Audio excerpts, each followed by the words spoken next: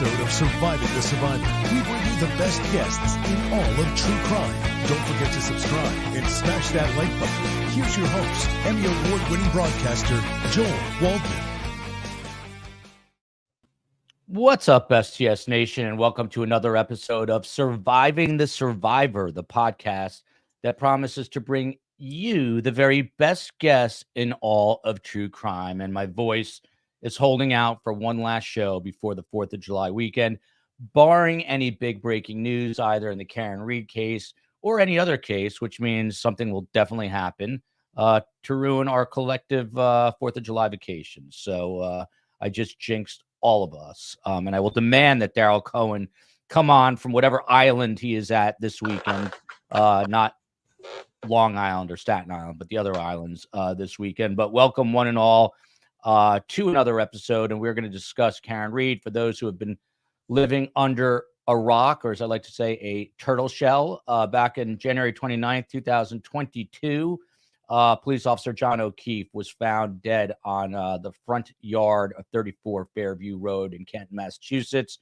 As time went on and as this trial approached, it appeared that people were split about whether Karen Reed went in reverse, killing Officer John O'Keefe, or the so-called Canton cover-up, which was that allegedly these law enforcement officers who were out with John O'Keefe that night, namely Brian Albert and Brian Higgins, that something untoward went on that evening. It ended up in some sort of fight, and they killed Officer John O'Keefe. Either way, sadly, John O'Keefe is no longer with us. Again, a Boston police officer. And this trial, as you all know by now, ended in a mistrial. So we welcome to the show Tim Dodd. He outed himself in his own resume, so I'm not doing this on purpose. His own bio. He is a 1981 graduate of Georgetown University and a 1984 graduate of Suffolk University School of Law. He's handled a wide variety of legal matters in his 37-plus years of active private practice, and he does criminal defense work as part of it. Next up, you know her well, Julia Janae, a legal correspondent for Court TV. She covers all of these massive trials. She's not a one, not a two, but a three-time Emmy Award winning recipient for investigative reports and an all-around great human being. And look at Daryl Cohen. He got the haircut ahead of the weekend. He is an entertainment and criminal defense attorney. And as Julia so eloquently said, not only is he an entertainment attorney, but he's also entertaining. And here he is. Daryl Cohen, it's a good-looking haircut there, but I'm going to start with Tim Dodd. Mistrials. Obviously, this ended in one. How common or uncommon is it to have a trial go 9 weeks and really no conclusion, in essence, just hanging in the wind after all this time? Mistrials are not the standard result of this type of case. Mistrials happen from time to time. I think a mistrial was always a strong possibility in the Karen Reed case because of the completely disparate view of the facts that the prosecution had and the defense had. I think the defense did a very admirable job turning over every stone, looking at every bit of information, getting things into evidence that perhaps the prosecution hadn't anticipated when this trial began.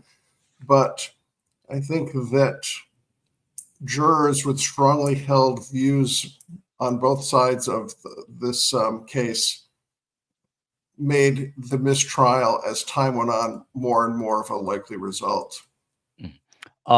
Julia, yeah, I would agree with you on that. But Julia, to you, and I'm just taking some notes. You covered, I mean, I know Matt Johnson was up there, so I don't know how closely you were covering it day to day, to be perfectly honest, but I know you're obviously an attorney and obviously well-versed in this. But from a media perspective, what do you think it was like covering this case? There's been a huge amount of vitriolic sentiments spread through social media. So from a media perspective, not a legal perspective, what was this like? This case was one of those ones that just slowly built and became just a story of its own, an animal of its own. We started covering this story about 2 years ago after David Yannetti was out on the courthouse steps. One of our field producers were there. It wasn't being heavily covered at that point, but this question of, did this a girlfriend of a police officer, where you think that most people were against someone who may have killed a police officer, was claiming this unique argument that she didn't do it and that there may be this police cover up. And here's the evidence that doesn't make sense. And what we just saw, more and more viewers taking sides and being so staunchly separated in those sides. I mean, not just voicing their opinions, but going after the people who had an opinion on the other side. So from a media standpoint, it was surprising to see that kind of reaction. But personally, from the people watching it who were media, everyone wanted to ask each other, what do you think? What do you think? And no two people had the same answer. Behind the scenes, reporters, attorneys, correspondents who covered this day in and day out, cover trials like this, we didn't have the same opinion on what may have happened in this case. So I definitely was expecting a mistrial throughout this case, because if the jury room matches what we were seeing in society, that's almost the only outcome. And were you getting hate on the Twitter, now X? Were you feeling it? Or Julia is so sweet, I can't imagine. But were you getting comments directed at you that were acerbic in nature? Let's put it that way. Well, I don't give my opinion on air about either side. I was anchoring for much of the Karen Reed trial.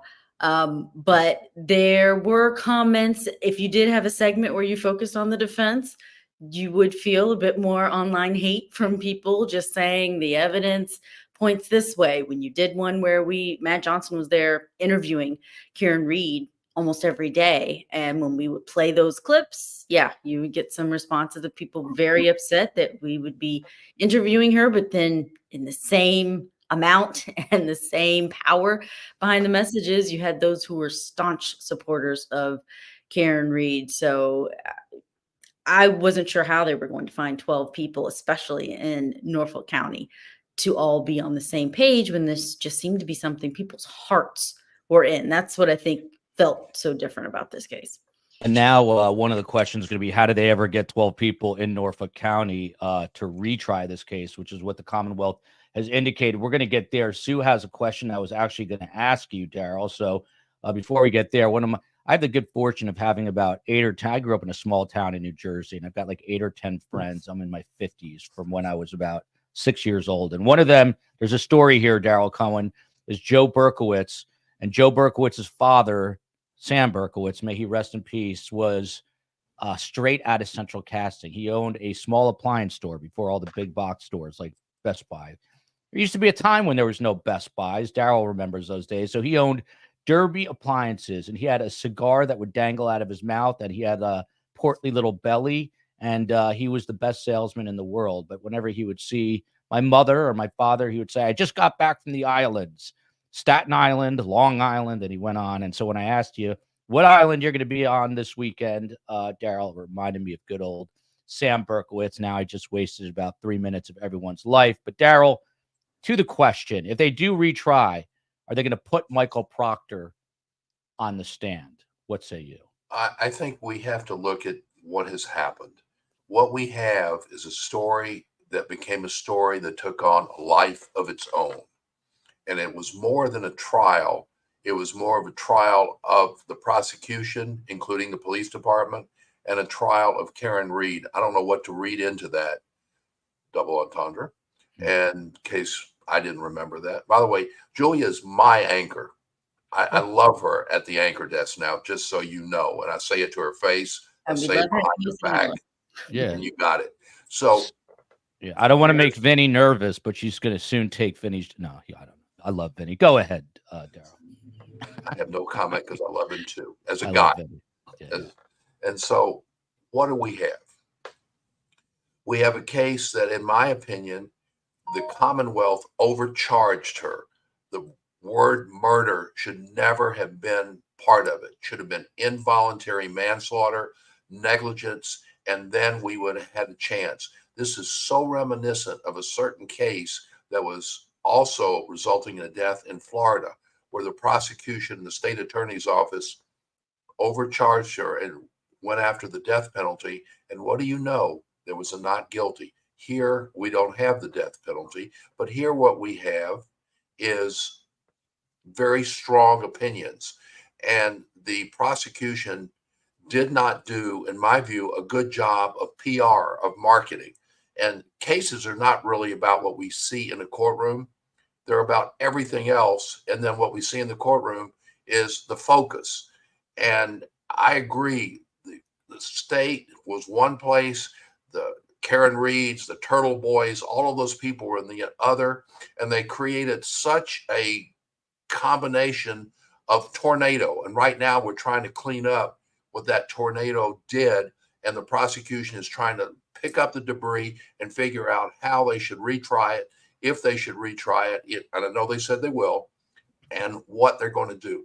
My advice, and it's worth every penny, they're not paying for it, is get rid of the murder part, destroy the murder part, and you've got a good chance of a conviction, because she doesn't stand to go to prison if she loses. Tim, to you, first, I've got two questions for you back to back. The first one is, you're in Rhode Island, I believe. What's it been, obviously a neighboring state, what's it been like in Rhode Island, per se, the coverage and the divisiveness? We're right next door. We're about 50 miles in Providence, about 50 miles from where this trial occurred. It's been like watching a nightly prize fight where you get the review of everything that happened that day, where the prosecution scores points, but more often than not, where the defense scored points, where witnesses like Michael Proctor looked horrible, where you had the medical examiner indicate that the cause of death could not be determined, and it didn't seem to be the result of blunt force trauma necessarily. So yes, there's been a lot of buzz. It's not the same buzz as people who are around the courthouse who were very much invested in this case. But as Julia said, when I'm in courtrooms most days, all the lawyers would be talking about this case. And just as Julia pointed out, there's been no consensus. I could talk to 10 lawyers. Half would think she's going to be found guilty. Other half might say she'll be found not guilty of second-degree murder, but she's going to get rung up on the manslaughter charge or the leaving the scene of an accident, death resulting. There was an expectation she might get found guilty on one of the lesser charges. I don't think anyone had any strong feeling that she would get convicted of second-degree murder, but it's been a very active interest in this case, an unusual amount of interest, because the facts are so unusual, because the defense, I think, did such a good job in creating doubt and creating this whole specter of a police cover-up. And I think O.J. Simpson started the ball rolling, but I think people are now more willing to accept the premise that cops set up crime scenes, cops lie on the stand, cops do things that probably a generation ago my grandparents would have never thought cops would lie in the way that we know they do in many cases. So I think jurors today are open to the idea that there's some shenanigans going on with police, and this case speaks to that perfectly. Whether the jury fully bought the idea that this was, a frame job that the cops set up on Karen Reed, or whether the people thought perhaps she was guilty of the offense, but the prosecutors didn't prove the case by proof beyond a reasonable doubt. That's the essence of this case, and that's why it was so fascinating for people to watch and listen and really get invested in the facts. People knew the facts of this case very well. They knew the witnesses very well. They knew all the nuances of prosecution witness inconsistencies, the physical injuries to Officer O'Keefe were inconsistent with getting struck by the rear of a SUV. And people knew this case pretty well. And one more point to the notion that of the pretrial coverage that this was getting. This character, Turtle Boy, was putting a lot of material into the public realm. And I think that the defense counsel letting Karen Reed sit for that televised interview, which is a very unusual thing for a defendant to do with their attorney sitting next to them. But the defense counsel, led by Alan Jackson, put a lot of the defense theories out into the public realm before a jury was ever impaneled here, which I think was a very intelligent tactical move. They were influencing potential jurors well before the case got into the courtroom. Yeah. And Julia, I was going to ask Tim another question. We're going to circle back, but to you, and keep in mind, Julia is both an attorney, but also a really good journalist. But ethically speaking, I mean, obviously a lot of people did not, let me rephrase that. We don't know, but I've got an interesting tweet I'm going to share in a moment. It seems the jury was clearly divided. Otherwise, we wouldn't have had a mistrial. So not everybody was buying this cover up. And there's a lot of people who are, the anti-free Karen readers, for lack of a better term, who believe that it was really, it was immoral and unethical to put forward this cover up, while others obviously believe it to be true. I guess my question to you as an attorney and as someone who's a media person, what is the ethical responsibility of these criminal defense attorneys? And I don't want you to answer. Some people, I guess, are, suggesting they crossed the line with just creating, in their opinion, this cover up out of thin air. What do you say about the ethical obligation? Thank you, CLE. Yeah, thin air, I think, is not definitive because they created this after they had what appeared to be some evidence, some credible evidence that supported this theory. Ethically, attorneys aren't allowed to misstate facts, not to lie. We are bound by rules of ethics, the model rules that you can't knowingly say things, have your client say things, especially under oath. So I think there is a lot of criticism of just how closely the defense was working with some of these outlets that were putting out things that may not have been true. I do think there are civil attorneys who may want to look at certain defamation cases, but they are difficult because you have to show that the person knew it wasn't true and put it out anyway. And Karen Reed is entitled to a robust defense, to the best defense that she can find. And I don't think that, based on what we saw in the trial, this was a complete non-supported theory by the defense of cover-up. Now, those of us analyzing it thought it was a stretch, thought that anytime you claim a conspiracy, it's hard to prove because you're having to show that all of these people were on the same page. But I think where they might have walked that line is they're allowed to make the argument. They're allowed to put up their evidence to say that this supports it. I think the real ethical problem is with the way some of the people who were named in these documents, the people in the Albert home, were treated, and whether or not there's any connection between the defense and other people separate from the defense harassing and treating them that way. So it's a difficult question, and definitely do not support and just don't have anything good to say about people who would go after either parties, the O'Keefe family or the Alberts, because they haven't been charged with anything. Regardless of how you feel about the case, everyone still has to obey the law when it comes to this case and getting justice for John O'Keefe. And this is why I asked Julia very well elucidated there. So I appreciate it. And then you got this comment. This comes up a lot now from Truth Outlaw, American Revolutionary. Do you people understand the unbiased FBI hired ARCA experts? Yeah, we do understand that. How are you people even talking about this? Like a car could have caused the injuries. They couldn't, period.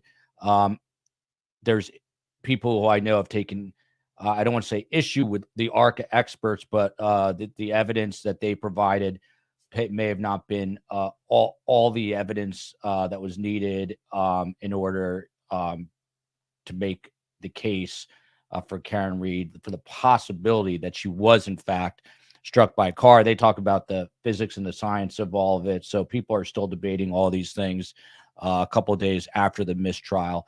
Daryl, I conferred with the COE about this. I didn't know if I wanted to read this tweet, but I'm going to. And the reason I'm doing this tweet is from a guy named Frank Phillips, and he is a former State House bureau chief for the Boston Globe. This is the paper of record in Boston, one of the most well-respected newspapers in the country. Again, he's the former State House bureau chief, and he tweeted out late this afternoon, from a good source with contacts in the Norfolk County courts, Karen Reed dodged a bullet by 2 holdout votes. The 12-member jury was deadlocked, 10 to convict, 2 to acquit. Good news for the DA, Mike Morrissey, if he wants to retry the case. I'm putting that out there with a big cautionary flag, because this is from a source, he's saying, or multiple sources, he's saying, within the Norfolk County Courthouse. The only people that really know the answer to this are the jurors, but people talk, and this guy is not a typical person. This is a guy with a real big reputation at stake. Again, with the Boston Globe, senior guy, et cetera, et cetera. If this is true, Daryl Cohen, that 10 were going to convict and 2 to acquit, your response, your reaction to hearing this? I feel much better if this is accurate, and knowing that the majority of the jury wanted to convict. All we knew at the time was that there were people entrenched, and there was no way that they could reach a verdict. And by the way, let me say this. I so disagree with that judge by not sequestering that jury, putting them in a hotel and saying, forget the Allen charge. You are going to find a verdict. And they would have come up with a verdict, in my view, because July 4th was imminent. Now, having said that, now I know, if this is accurate, that the the Commonwealth should go ahead and retry it, slim it, pare it down, keep it short, stupid, keep it simple, stupid. Go after Karen Reed as the Commonwealth and try to ignore the Turtle Boys and all of the rest of the evidence. But they have to try it. They have to be more than just the verdict. It's not going to come just from the evidence or the lack of evidence. It comes from how people look in the courtroom, what their facial expressions are, their body language, what they wear, the hairstyle. Everything makes a difference. We forget sometimes that what we are really in is a story, and the story is part of the trial, and the trial is part of the story. They're intertwined. So in my view, they should go ahead and retry it. Again, I think the murder charge should go away, and then retry it with everything else and see what happens. Here is the interview with Paul O'Keefe. This is Christina Rex, who's been a guest on our show. She's a reporter with WBZ. She sat down with Paul O'Keefe. Just so you know, Julia has to hop off at 5:45, but COE, can you play this? We'll watch it together. I'm not sure how long it is, but obviously we want to hear from, the victim's family, and then we will get reaction all the way around and keep discussing the case. COE, let her rip. It is Lisa and Courtney, and Paul O'Keefe tells me his family has chosen to stay private over the course of the last 2.5 years. And he believes that privacy, in part, contributed to the environment outside of this courthouse, because people in the public, he says, were hearing only one side of the story. Well, tonight, he's sharing more about who his brother John was and what he believes happened back in 2022. It's been a long, painful 2.5 years. How are your parents? They're doing all right. Yeah, they're living in my brother's house in Canton, raising my niece and nephew. From all that you've learned over the last 2.5 years, like what you think happened that night? Oh, we know what happened. We know that Johnny and Karen were arguing. It was kind of towards the end of their relationship. Things weren't well. They were drinking and put the car in reverse and ran them down and left them there to die. And we figured it out as soon as she left the house that day when she came over. We didn't talk to any investigators, state police, nobody. My mother had said, do you think she had something to do with this? And I said, we're not going to think like that. Went outside to the driveway to look at her car, and her car was gone. Then my wife spoke to her on the phone on their way back to Dighton. She told my wife that just have to remember the bad times. And I don't think I'm ever going to talk to you guys again. Why would somebody say that? Why would someone say, if you didn't do anything, why would you say you're never going to talk to us again? When did the whole narrative of her version of events become known to you? Well, if you remember her first arraignment in Stoughton District Court, Yeah. her attorney, David Unetti, had said this is a tragic accident. You know, fast forward to, I guess, when Alan Jackson came on board. A lot of the public was misinformed, you know, because they were only getting one side of the story. And, you know, we didn't come out and tell our side of the story or, you know, what we thought or knew happened. We've kept a low profile and have been silent through this whole ordeal. You know, now it's time. You know, now it's time for people to understand the truth. You think she knows what she did? She knows exactly what she did. And she's trying to buy and lie her way out of this, you know, refusing to take accountability for her actions. How have they treated you guys over the course of the last year and a half? Yelling, screaming, calling us names. I to this day, I don't know what I did wrong. Doesn't it feel sometimes like your brother's forgotten in all of this? Absolutely. All the time. It's turned into the Karen Reed show. You know, she walks through a crowd that cheers her on. She goes out in public, takes pictures, signs autographs. She's just living her life like nothing's ever happened. And meanwhile, my brother's been gone for almost 2.5 years. What do you want people to know about John? Generous, loyal, good-hearted guy who didn't deserve any of this. Has created a void in our life that was already an enormous void, but just made it even that much bigger. And I just want people to remember him and want him to get the justice he deserves and that we deserve. Mm-hmm. And that's Karen Reed going to prison. And Paul O'Keefe tells me his family plans to be in the courtroom for every day of a second trial. There's another hearing in this case coming up on July 22nd. So there you have it. Really powerful, I think. Tim Dodd, your reaction to hearing Paul O'Keefe, John O'Keefe's brother. By the way, huge kudos to Christina Rex, who's with WBZ and WBZ for getting that interview. Great journalism in action there. But Tim, your reaction. What can you say? I mean, this is the brother of a police officer who, from his perspective, was murdered, and the murderer was, from his perspective, Karen Reed. And I'm sure it's been near impossible to sit by while the Turtle Boy has been out spinning his information, and defense counsel have been putting their narrative forth before this case ever got in front of a jury, to have all of the prosecution witnesses sharply cross-examined by defense counsel, their integrity impugned, their truthfulness impugned. He's got a lot to be ticked off about in terms of how this trial was presented. He has to be extremely disappointed with the result of a hung jury.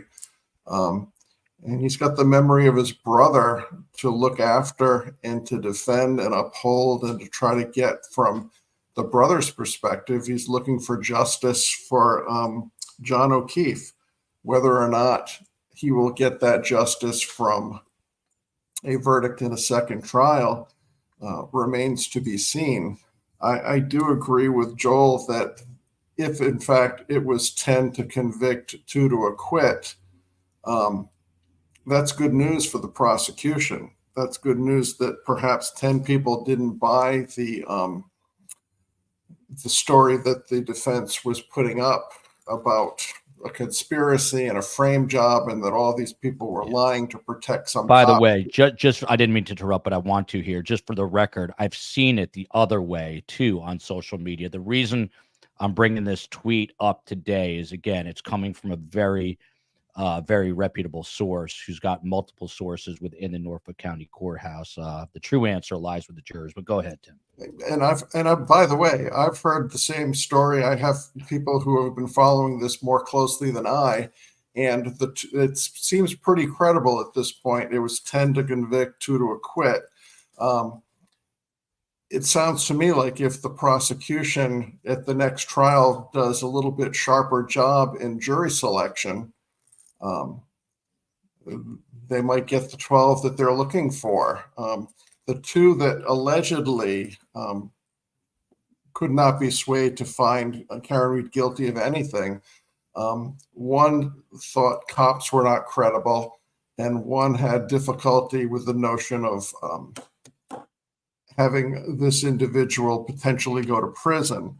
So the 2 people who were not in favor of finding guilt on any of these charges, if the stories that are being reported, and I think they're credible stories coming out about these 2 individuals, I'm not sure how well founded their positions were, no matter how strongly they held those positions.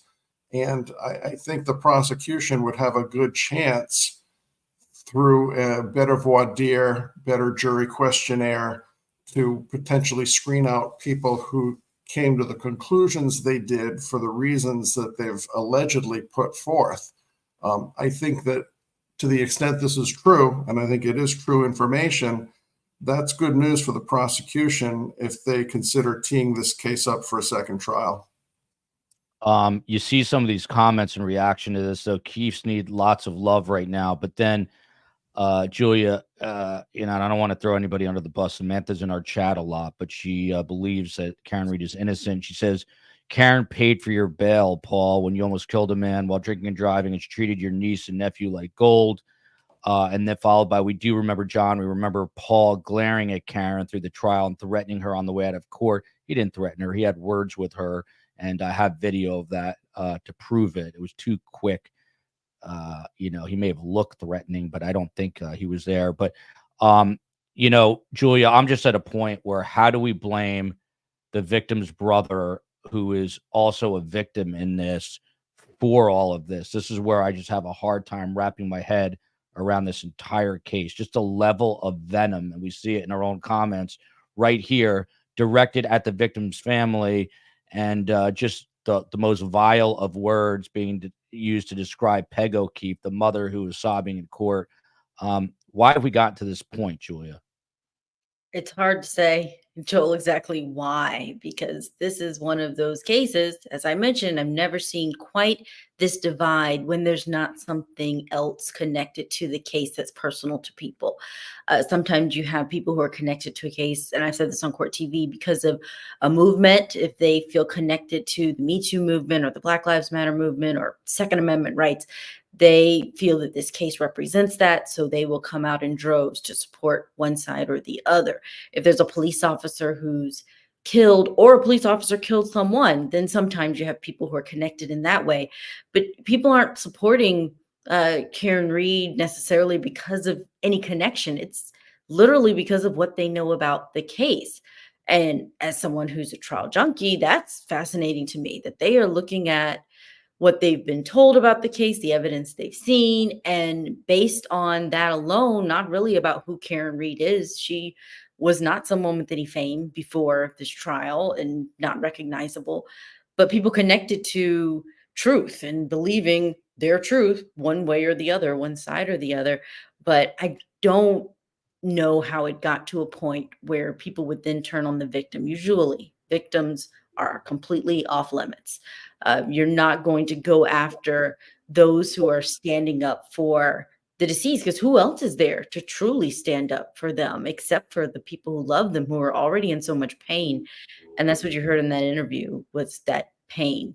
This family had already lost a sister's husband, the brother-in-law, and then figuring out how to raise 2 kids who are dealing with that kind of loss. John O'Keefe steps in to be that person, try to give them some normalcy, and then this happens. I mean, it's great to hear from Paul O'Keefe finally. I can only imagine how hard it's been to not speak these 8 weeks, not talk about this case, even during the pretrial part of this, while things were growing and growing and growing. And what we heard from him in that interview that I think is what he couldn't get to on the stand because it was outside of his testimony. Prosecution called him first as their witness, and he was very compassionate and was able to share John's legacy there on the stand, but he couldn't talk about what he thought about guilt or innocence. He did mention those facts about Karen Reed, what she said, but he couldn't say, but he said it there in that interview that we knew. We didn't tell police, we didn't bring in investigators, but we knew after she said, I can't talk to you anymore.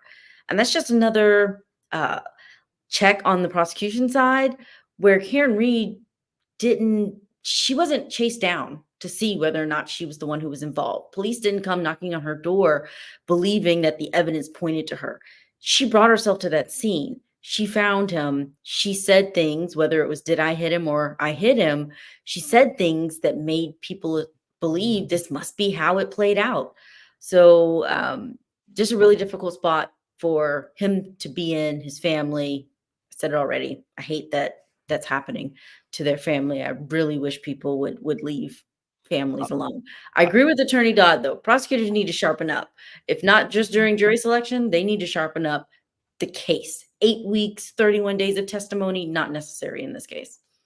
Well said. Polling the jury here with the super chat, which I've not read. The COE just put it up. One thing an attorney must do is to explain the mechanism of jury instructions. That is, you do not consider lesser charges until you determine the more serious charges. That was a mistake in this case. Daryl, the way I understood it, they had to come to some sort of, by the way, Neely here is asking, how do perfect strangers say anything negative to Paul? Just shameful and pathetic fools.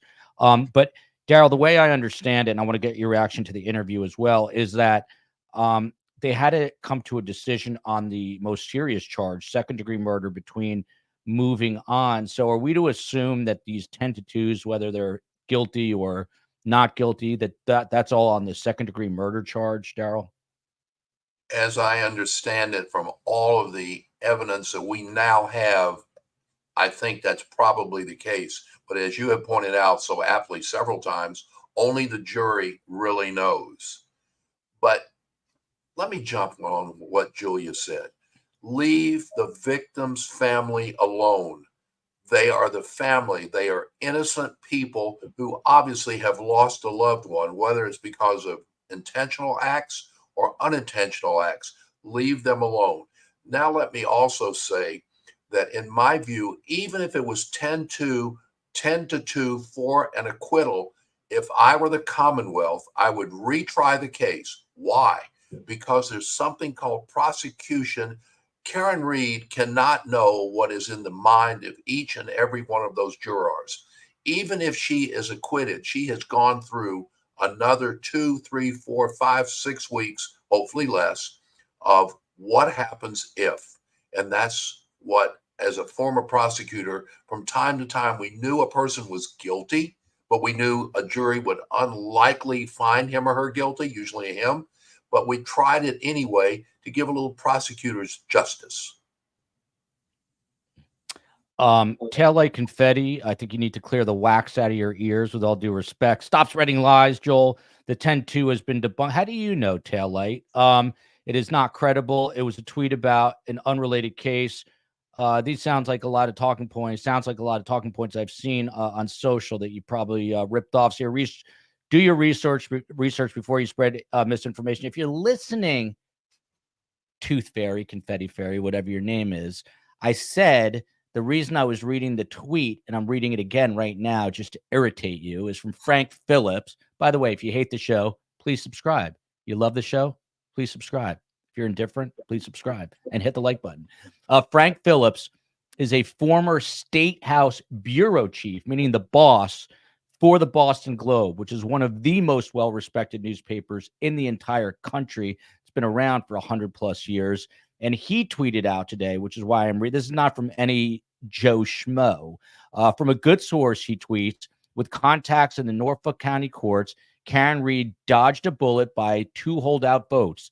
The 12-member jury was deadlocked 10 to convict, 2 to acquit. Good news for DA Mike Morrissey if he wants to retry the case. And I've said it 1,000 times since then. The only people that really know the answer to this are the jurors. I'm assuming a guy with this pedigree and this history in journalism would not be tweeting this out as others are without really checking with his sources within the courthouse. And people speak, which is how news spreads. So I'm going to not say that this is true, but I'm going to read it because there's a lot of oomph behind where it is coming from, for lack of a better word than oomph. Kathleen here says, did you say a Boston Globe reporter? He did not write about it. He tweeted about it. And I believe he's retired now. He was the former state bureau chief for the Boston Globe. Julia's got to jump in 2 minutes. So, Julia, I just want to give you a final word here before you take off. Anything you'd like to say about the case? And people wanted to know, by the way, are you coming to Tally with us in September to cover the Donna Adelson trial? Oh, I talked to my manager about that just today. When it happens, I hope to be there. All right. About the 10 to 2, Court TV is also trying to get that confirmed from the court.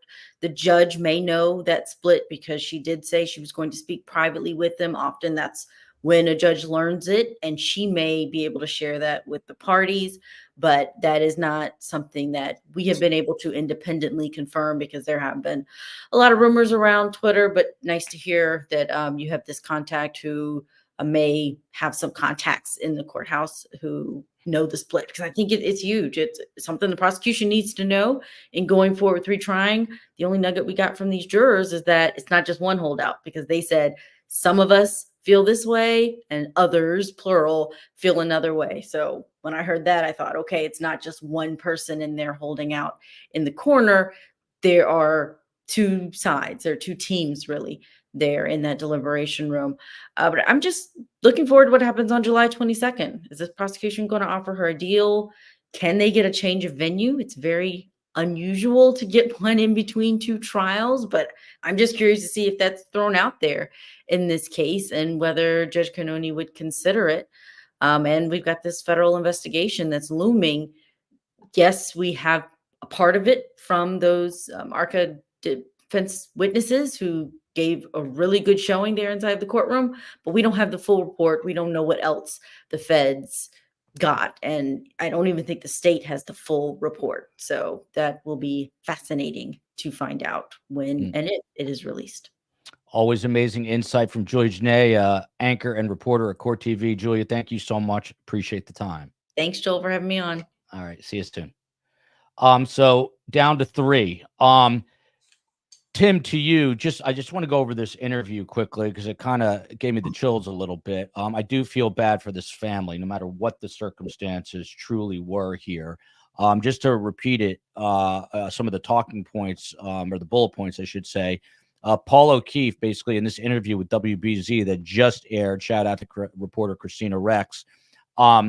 He says that we figured out what happened that day, that Karen Reed spoke to his wife, and she even said, I'm never going to talk to you guys again, which he thought was a really odd comment, and went on to say that in her first court appearance with David Yannetti by her side, he confirmed, he said that this was an accident after speaking to his client.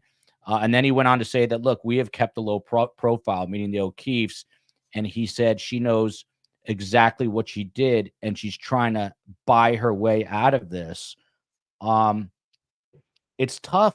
It's really tough, Tim. I mean, I know you do criminal defense, but here you're talking about a victim's family that has been literally just bombarded and besieged with not only insults and derogatory names, but also with threats, veiled and otherwise. How do you square this when you see Paul O'Keefe and you see that he's hurting?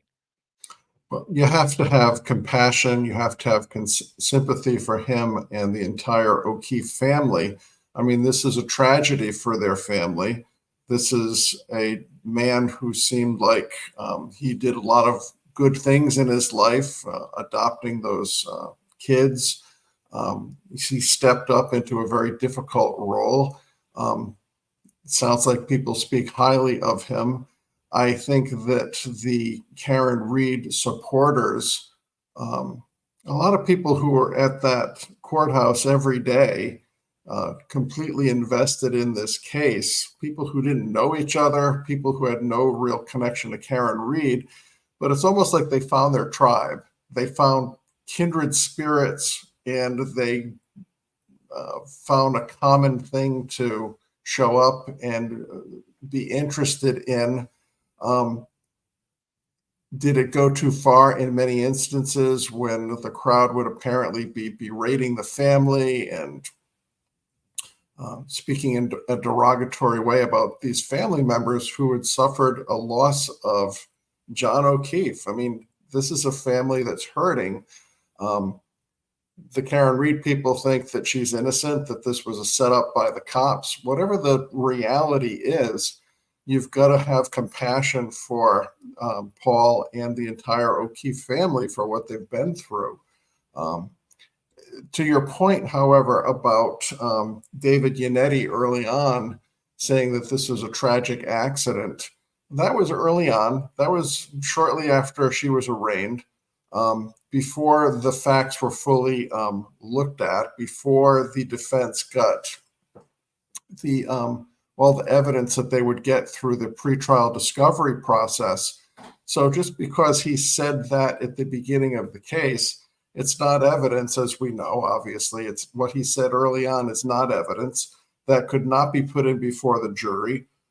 So it's but Tim, why do you I'm just curious, why do you think he said it? Do you think his client told him that? I mean, otherwise, why would he have said it? Well, assume that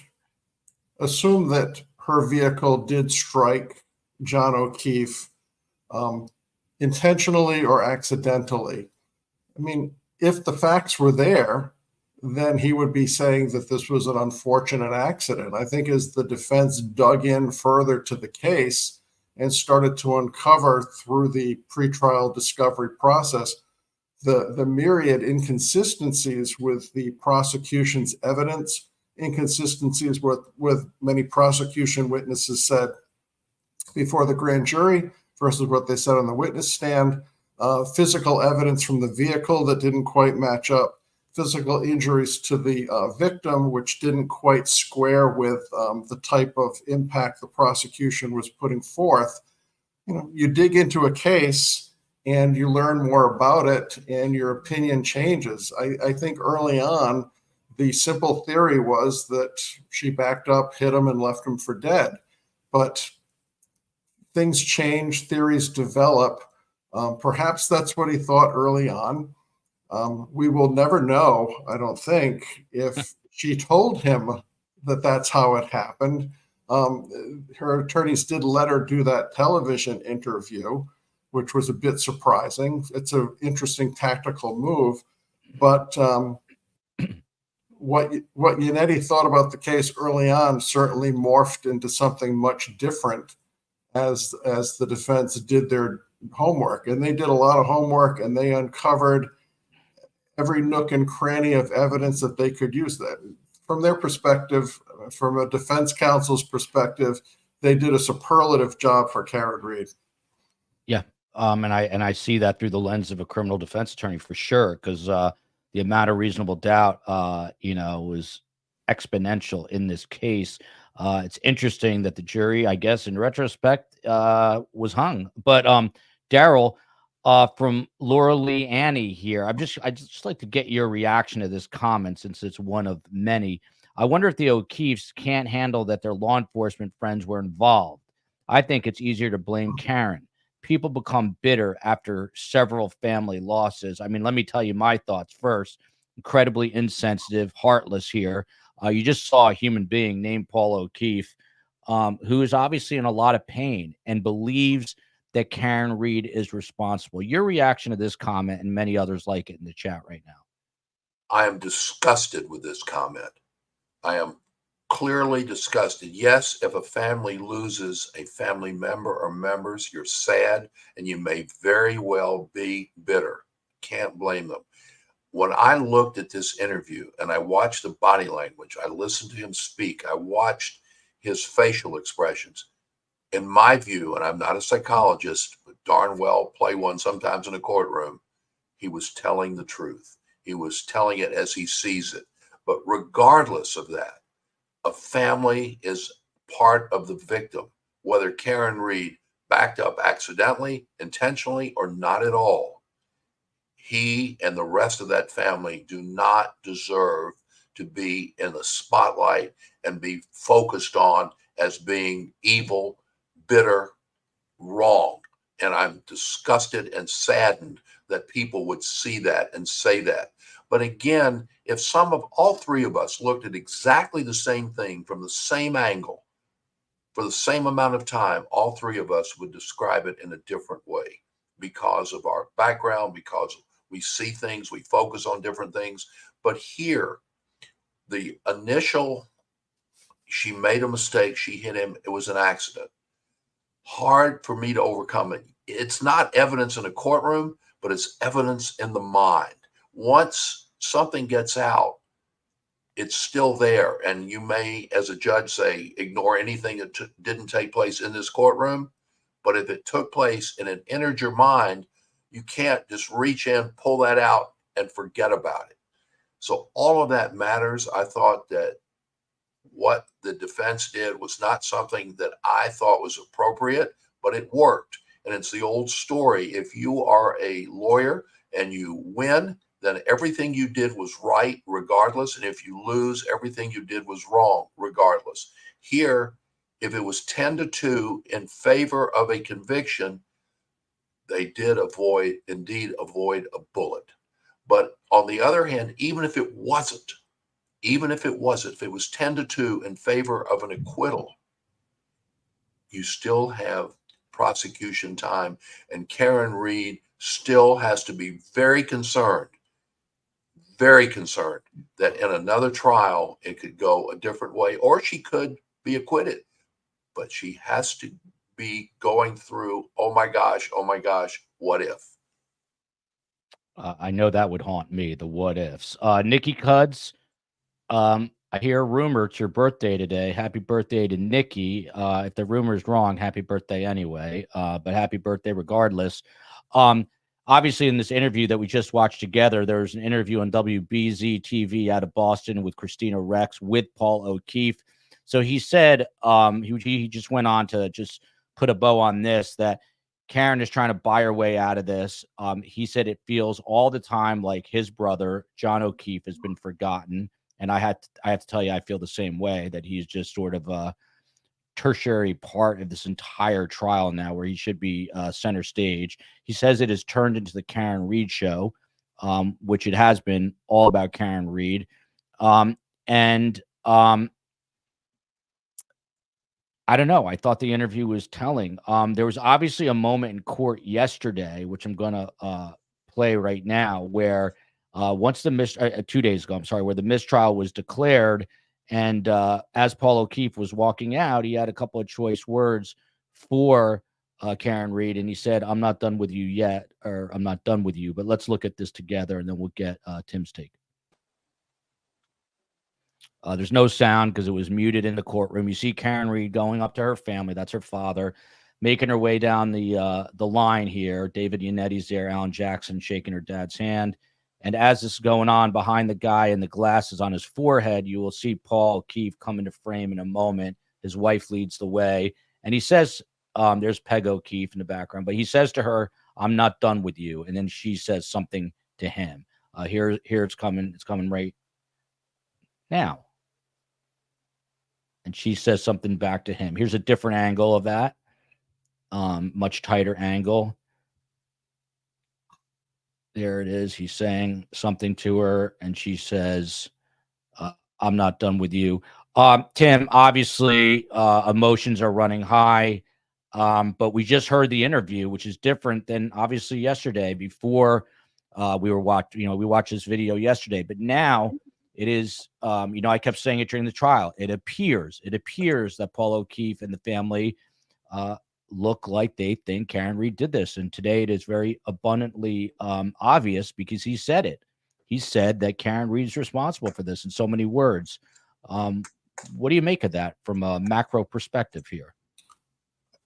I think he believes that. I think that he's invested in that being the result. I think I don't think that he's saying those words to protect these officers and the family members of officers, to counter to the defense theory that this was a frame job. I think he legitimately believes that Karen Reed backed up at a high rate of speed, striking John O'Keefe, knocking him down, knocking him out perhaps, and leaving the scene and leaving him to freeze to death in the snow. I think he believes that.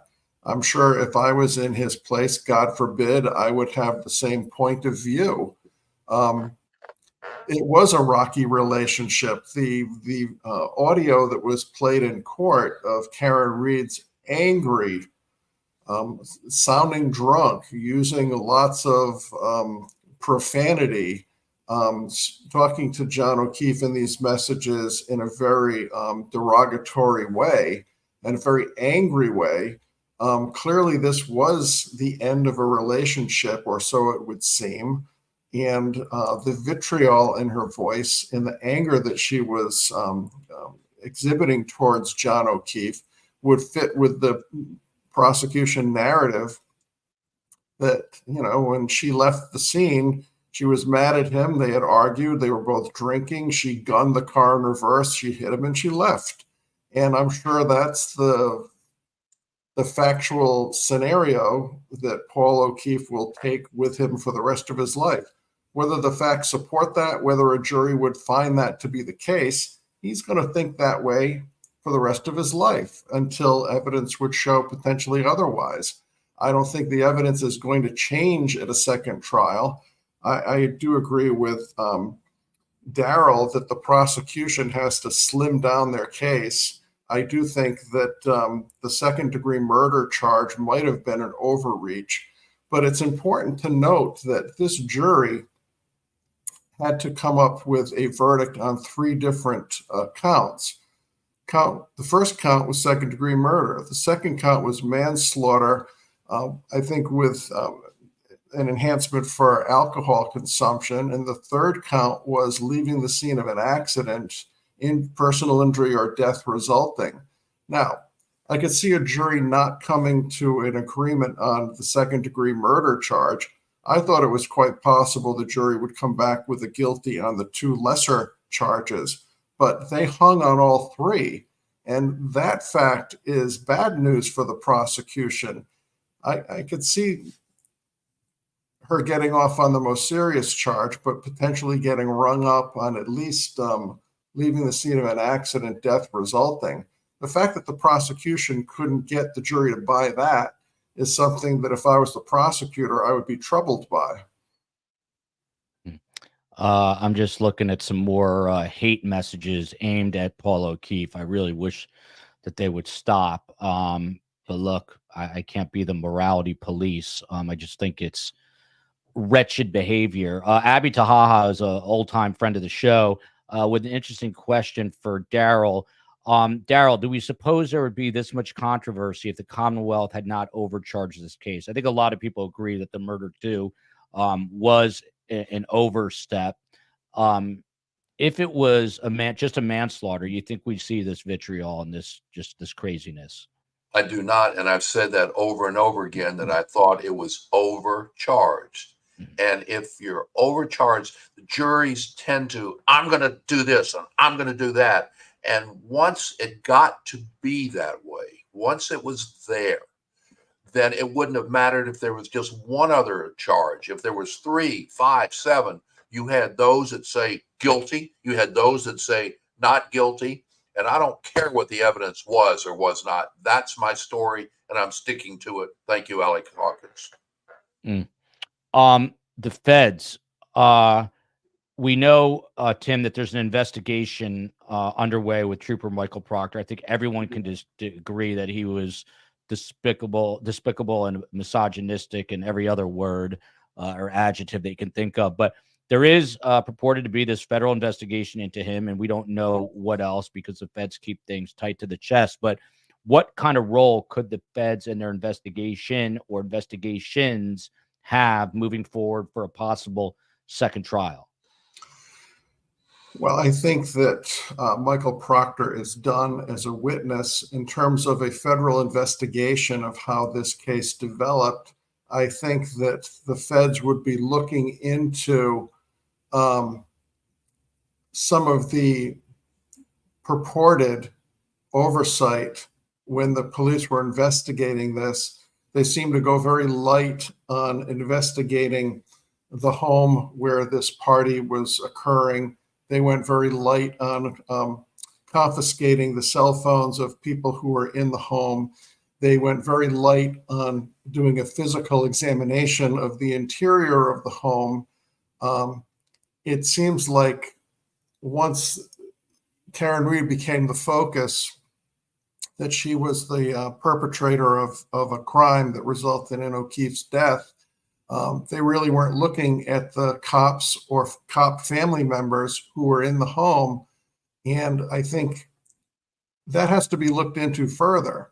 The defense in this case told the jury this is a frame job. Certainly, it's hard to ever, it's not like Perry Mason where somebody is going to stand up and say, they're right, I lied, this has all been made up. It doesn't happen that way in real life. So the defense never got any of the prosecution witnesses who were in the home to crack and say, oh yeah, John O'Keefe was in the house. Further, the evidence doesn't seem to indicate, based on what was put in at this trial, no one puts O'Keefe in the house. They pinged his phone, and the phone pinging was never pinged within the home. For the assault on John O'Keefe to have occurred the way the defense suggested, you got to get O'Keefe in the house. If he never gets in the house, the defense theory kind of falls apart. So if there's a conspiracy, none of the witnesses are ever going to put O'Keefe in the house. We can agree on that. But the forensics, looking at his cell phone, pinging it and seeing where he was, based on what the jury heard, they don't put him in the house. Now, what else do we have? The cops didn't do much in terms of examining the house, looking for physical evidence. Was there blood or was there anything that would suggest there was an altercation in the home? We'll never know because the cops never investigated. So that becomes a problem. But if the jury's listening closely, I'm not sure anyone ever gets O'Keefe in the home. Now, if the jury thinks all the prosecution witnesses are lying because it's a frame job and they're all going to conspire, so be it. But pinging phones don't lie, and they don't participate in frame jobs. So I don't know how you get O'Keefe in the house based upon the evidence we know right now. And to me, that was the biggest problem for the defense. And apparently 10 people, if the reporting is correct, looked at that perhaps as one of the critical factual issues here, that if he's not in the house, the defense theory falls apart. And then we're only left with perhaps one conclusion. And that's why this case is so interesting, because if you get past that, then you get to the physical evidence of the damage to John O'Keefe's body, which is inconsistent in many ways with getting hit by a motor vehicle, and is more consistent with a physical fight, a physical altercation. And then you look at the tail light of Karen Reed's vehicle, which seems to be inconsistent. There's anomalies with the damages, when it occurred, when they found the pieces of the tail light. That's what makes this case so fascinating, is because you can look at it from both sides and find things to support your theory. Those who think she did it, there's stuff for them to look at and hang on to. And for those that think she's innocent, there's lots of pieces of information that they can hang their hat on, which is why you've got two camps totally invested in their positions on this. And it doesn't often happen like this. This is a very, very interesting, well-tried case. And again, from the defense standpoint, you got to hand it to Yannetti and most importantly, Alan Jackson in doing a heck of a job here. Whether your viewers think that she's guilty or not guilty, You've got to compliment good lawyering, and she benefited from some very good lawyering. Yeah, it's the way you said it is much more eloquent than I ever could, but it's like a perfect storm of possibilities for either side. So if you believe whichever side that you believe in, there's things to kind of grab onto and make your point with. So it's kind of rare. We don't see that often. And I think that has spawned a lot of this crazy controversy and all this anger and toxicity surrounding this case. But Allie B from Tennessee, a rational mind in all this. Look, I have my opinions and you know what side I'm on, but I do think we all need to take a deep breath and be kind to one another versus hateful. It feels icky. It really does. I'm guilty of saying harsh things myself. I mean, I'll tell you, just doing this on the podcast for 9 weeks, I think it's been exhausting for everybody here behind the scenes, because this is a case that has like a stress level, like an undercurrent of stress, unlike any other case that I've seen. For the remaining few minutes, the Boston Globe, again, one of the most respected papers, did an interesting story today, just asking questions basically about what's next. One of them, and so I'm going to steal some of those questions while attributing them to the Boston Globe, and I'm going to ask our best guest some of these questions, which is starting here with Daryl. Would Superior Court Judge Beverly J. Cannoni oversee a retrial? Will we see her again if she does not retire? If she doesn't recuse herself, I cannot imagine why she would not be presiding again, unless one side or the other asks for her to be recused. If she chooses not to, then there's no reason for her not to be presiding. But it's a long trial. Does she, in her own mind, think that she's come to a conclusion as to guilt or innocence or somewhere in the middle? So she may recuse herself just because she doesn't want to go through it again. I don't know. It's predictably unpredictable. Next question here. Would Karen Reed, Tim, have the same defense attorneys for a retrial? Part of that question has been answered because David Yannetti says he's in. He's the Boston-based criminal defense attorney. I've heard rumblings on the internet that Alan Jackson would not be around for a second trial. What do you think, Tim? If she can afford Alan Jackson, she should get him at all costs. The one problem for someone in Karen Reed's position, certainly through family and whatever other financial resources she had at her available to her, she was able to fund a very sophisticated defense. You had 3 lawyers at counsel table. I'm sure you had paralegals working on writing briefs every night as things would come up during a trial. Extraordinarily expensive for this type of defense. Now, a second trial would require probably an equal expenditure of money on attorneys. If she has those sort of resources, great. If she's running out of money, that's a problem. For the state, they can try this case 10 times. The prosecutors are all on the state payroll. They're in a courthouse that's paid for by the state. And the difficulty for Karen Reed is to fund a second trial with as good counsel as she had for the first trial. David Yannetti is an excellent lawyer. I'm sure he could do the case by himself, although it's a bear of a case. There's so many witnesses and so many people to get prepared for. She's got a financial issue here, and I don't know where she gets the money. I don't know what her financial situation is, but these are very expensive cases to defend. Yeah. So that's a problem for her. I've heard upwards of $1 million as the fee for Alan Jackson to do that twice. The family is somewhat well off. I think Karen Reed's father is a physician. By the way, there's a super chat here. Let me see this. Isn't unethical to retry this when the Commonwealth when the own medical examiner provide reasonable doubt, even if she is guilty, there's enough evidence. It's unjust to get a jury to look over that reasonable doubt that their own side admits. That their own medical examiner was unable to, definitively say it was a car that struck her. So, Mr. Pastulio, let me go to that point, Daryl. I mean, he's making the point that since the medical examiner could not herself say, yes, this was she didn't say, she couldn't say it was definitively an automobile, but she couldn't say that it wasn't. Would it be unethical for the Commonwealth to retry the case based on that testimony? No, not at all. The Commonwealth tries a case based on the evidence that they think they have. Obviously, they want the medical examiner's testimony to be, yes, his death was a result of a car hitting him. But the truth is even better than fiction. Nonfiction works.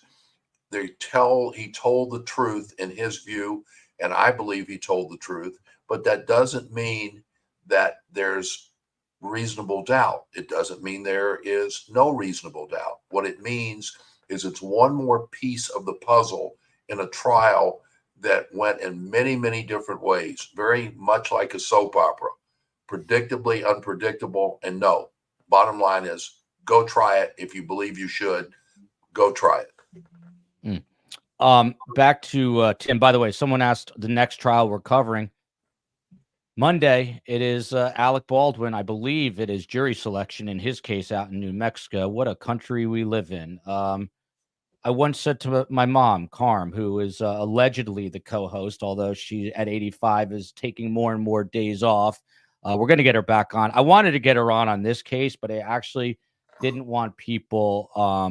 They did it anyway. They took shots at, imagine taking shots at an 85-year-old Holocaust survivor. These people did this, some of these people. And I couldn't help myself on the X. I had to fire back. But anyway, I didn't want to expose her to that. She's all about the celebrity life, Carm. So she'll come on and talk about Alec Baldwin. But the short answer, not on this channel, but on our Best Trials channel, we will be covering, as far as I know, the Alec Baldwin trial beginning on Monday. And we'll have some best guests. That's going to be a much shorter trial, much more manageable. To you, Tim, back to this case. And I've asked Daryl this and all the other defense attorneys. Was it a mistake in hindsight? And it's easy to Monday morning or Wednesday afternoon quarterback, but they had all this reasonable doubt. They had a really crappy police investigation. They had Michael Proctor. Was it a mistake? Do you think Alan Jackson saying, man, I shouldn't have gone so deep on this cover up?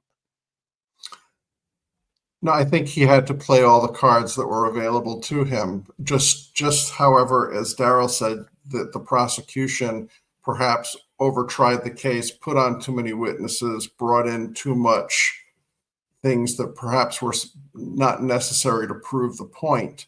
I think that in the opening statement, Alan Jackson put in the minds of the jury, this is a cover-up. This is a frame job. These are dishonest cops. And I think it was important to put that into the mind of the jurors at the very beginning, because the whole narrative thereafter is these cops did a poor investigation. They didn't really look at the other cops and cop family members involved. They didn't do a thorough investigation. Look at all the peculiar things these cops did. They erased a lot of the material that was in their cell phones, like text messages. Some of them threw their phones away into dumpsters. Why didn't the investigators get all that material, confiscate those phones as part of their investigation before the cops had a chance to delete material, to destroy or discard phones? Why didn't they do more to interview all of the folks in that house sooner? It was just a poor investigation. If there was no corruption, if there was no frame job, I think at the very least it was a very poor investigation. I mean, collecting evidence in red Solo cups and using leaf blowers to blow snow away. I mean, it was a terrible investigation. It was a terrible job, even if there was no corruption, even if there was no frame job. So I think it was important for him to play that card to let the jury know we're dealing with bad cops here. Now, whether the jury buys that or not, the whole defense narrative depends on the theory that Karen Reed didn't do this. This guy got beat up in the house and then tossed outside to freeze to death. And that was the narrative of the case. I think they had to offer an alternate theory of how this happened to get people's eyes off Karen Reed's taillight. Rosemary Romero, this is an interesting question, and I promise we're going to wrap it a few. The weekend, 4th of July, celebrating America's independence is right around the corner. I'm taking my kids to see the fireworks tomorrow night. That's what you do when you're a dad and you're started being a dad late in life. And what else would I be doing? Can the prosecution, Daryl, get new testing on the old evidence to get a different outcome? How often does this happen in a case? My question, Daryl, coupled on to this one, is one of the things, we didn't really see a possibility of how this could have happened without injuries to the body. I think they exist out there. Let's say he was bending down at a certain angle. I was just wondering why the Commonwealth didn't go, I guess, the extra mile to provide an animation or some sort of exhibit that would have shown this, literally shown it to the jurors. Are these things that they have to tweak if there's another trial? In retrospect, the Commonwealth did a lot of things wrong or incorrectly. And that's easy to be a backdoor quarterback. A Sunday quarterback is different than a Monday afternoon quarterback. Yes, they can have everything retested. And yes, they should go for it completely. But will they? I don't know. And as far as the animation is concerned, I completely agree. It should have been animated. But when they first started, this seemed like such a simple case. She admitted, in their view, they said she admitted to hitting him. And so why bother? Because it's very simple. She did it. And it's a question of what her culpability is. As the case proceeded, it became more and more complicated and took on a life of its own. Now that the Commonwealth, knows what the defense could be and should be, they'll change their mind. And I think what you mentioned as far as having animation, I think it's going to happen. And yeah, it can be retested and different experts come up with different theories, with different conclusions. So it's what I like to say, it's a definite maybe. There you go. And that definite maybe might be definitely maybe happening. It has to happen within a year because that's when the statute expires July 1st of 2025. They would have to have a trial before then. It's my favorite comment of the day because I agree with it 1,000%. And I like comments I agree with. People who think they know exactly what happened on either side will never come off as intelligent to me. No one knows what happened. If we did, we wouldn't be here. I think the only person who really knows what happened is probably John O'Keefe, and he's no longer here. Here's a super chat. Joel, I love the love between your mom. This audience gives me headaches sometimes. I used to drink the pink Kool-Aid, but after watching the trial, I don't anymore. I think she says I do, but I think she means I don't. Justice for John. This is amazing. This is a person who is admitting that they were a free Karen reader who is now not, which is interesting because I'm wondering if this happened with some of the jurors as well. Just a final question, and then we'll get some quick final thoughts. Tim, one of the questions in the Boston Globe piece today, would Michael Proctor, this trooper who is now living in ignominy, would he testify in a second Karen Reed trial despite all these damaging text messages? How does the Commonwealth deal with him if they go back to trial? I don't think they should call him. I think the Commonwealth had to, these prosecutors knew what the defense had uncovered when they got Proctor's text messages. They put him on the stand anyways. I sure felt that what he was offering was more valuable than the cross-examination he was going to have to endure. I think, again, as a Monday morning quarterback, the value of his testimony was clearly offset by the damage he did. And, he was like the Mark Furman of this case. He really, really, I think, weakened the prosecution's case and fed the defense a narrative that we got a bunch of dirty cops here. We got a bunch of dirty cops. They're going to protect each other, and they're going to set up Karen Reed to take the fall. If they retry this case, and I'm sure they will, I think they should leave Proctor on the sidelines, and they should not bring him in. One thing that a retrial does for the prosecution, they've now seen what the defense has in terms of ammunition to use against all of his witnesses. So they can plan better. They can prep their witnesses better because now they know what's coming at them. So from that perspective, it's easier for the prosecution to perhaps slim down its case and make sure that the witnesses are better able to endure the cross-examination they're going to encounter. But Proctor should have no place at the witness stand in a second trial. I think he was a disaster. One comment I can get behind, not this comment per se, but Bill Burr is from Canton. He does stand up about how corrupt the town is. I actually never heard that stand up. It must be earlier on in his career. However, he is, in my opinion, the greatest living stand-up of our generation. You hear that, Dave Chappelle? I'm saying Bill Burr is the greatest stand-up comic. I've taken the COE to see him probably 3 or 4 times, and she's up next. I'm taking Carm to see Bill Burr. I need some comedy in my life. Bugs, we have tickets to see Tony Hinchcliffe, by the way, not this weekend, but next weekend. Daryl Cohen, he's an entertainment lawyer, a criminal defense attorney, and quite entertaining. Daryl, happy birthday to our country. I'm going to turn everything off for the next 4 days until I get home and peek at my cell phone. But I'm going to do everything in my power.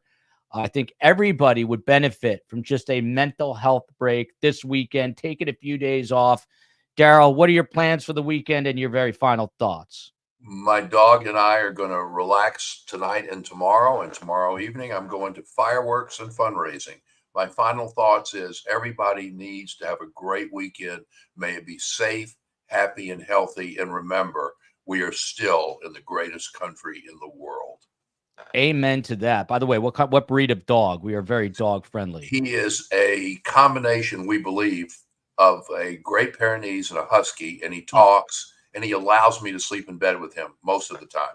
Daryl, you got to send me a photo. I'm going to put it on our Instagram page at Surviving the Survivor. And also, if you're not following my Instagram, we're also at Fred Ethel STS. Fred is our beloved new pug, 6 months old. Ethel is our boxer, a match made in heaven. I was reading about pugs. I didn't know this, but pugs overheat very quickly. So it is hot as hell in Miami, and he is now laying with his belly on the cool wooden floor. One of the funniest characters I've ever seen is my dog, Fred. My 3 real kids are funny characters, too. Tim Dodd, a very smart man. Obviously, he went to the Georgetown University, went to law school in Massachusetts, and here to give us his analysis. Tim, your 4th of July plans, your final thoughts, Tim. And thank you for joining us. Well, it's my pleasure. Thank you for having me. Family cookout on the 4th in our town. Fireworks are this evening, the 3rd. So we'll be all watching and having a good time and plan on taking some time off as well. And I would agree with both of your sentiments, and I'm sure those of your viewers. We should be very thankful we live in the best country on earth. And we hope that God continues to bless this great country and keep us safe and well. And looking forward to many 4th of Julys to come under the same set of circumstances. And Tim, do you own a dog or 2 dogs or 3 dogs? I have no dogs, but I'm a dog uncle. I love visiting anyone who's got a dog. A dog, as they say in the TV commercials, dogs rule, and they certainly do. Tim, tell your wife to go out and get you a dog. Daryl, I want to tell you this because I'll forget. Carm and I coming to Atlanta for a book signing. We're going to be there on her birthday, August 7th. I really hope to see you. The bookstore is called Poe, as in Edgar Allan Poe. It's a little bit north of Atlanta, but we are doing, are you familiar with the Mark Arum show, ARUM? Mark used to be in the evenings, late afternoon and early evening on 95.5, and now he's in the mornings, yes. And he's been to the Emmys several times as well. Well, we're going to be on his show, hopefully TV, and I would love to take you out to dinner with Carm, Daryl. So giving you a fair warning, August 7th, I hope you're not on an island then.